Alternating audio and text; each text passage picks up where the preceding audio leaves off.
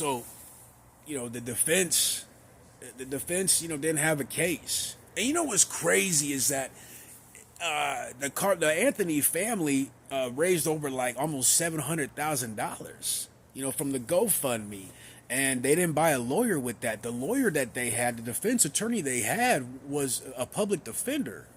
So maybe that too, but it was an open and closed case, bro. You know what I'm saying? So the kid made a mistake, an awful mistake, which took another kid's life who won't be around no more. But this kid Anthony, he still has a chance to, get through life. 35 years. I mean, this is my opinion. 35 years is probably a lot, probably a little too much. However, how his anger is and this and that, whatever. To me, it's a little too much. I think, maybe 15, and he'll do like probably 10 out of that. You know what I'm saying? Because, it's his first time, first charge, that's just my opinion, man. He might change, he might do good when he get out. But 35 years, hey, man, that's just, hey, man, you don't just stab somebody, bro.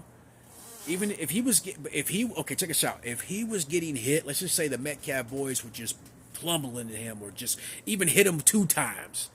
Okay, he had a self-defense to do that. Yeah, that's defense. That's self-defense. But it wasn't self-defense, and people sitting there saying that, that it was self-defense. It wasn't. So you have these black content creators that are just race hustlers, man.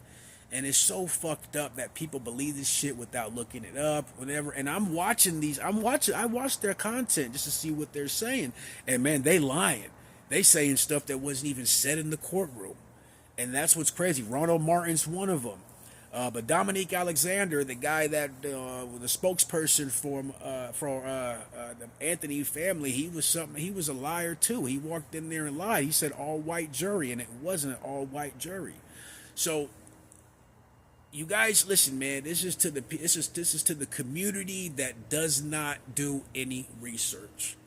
You know what I'm saying? Let's check this out. If something's pissing you off or something's, making your blood boil, like something like this case, and you think it's white supremacy or something like that, look into the case. Look on both sides of reporters, because you could tell who's reporting, who's actually doing the real reporting. The thing is, they didn't want cameras, laptops, phones, or nothing in there, so you kind of got to go off of what somebody wrote down. Now, it depends on if you're biased or, you really want the truth. Some people only want to hear it from black reporters. Some people only want to hear it from them, and, they're going to go with it. You know what I mean? And that's their choice, but at the same time, you're going to be on the wrong side of shit.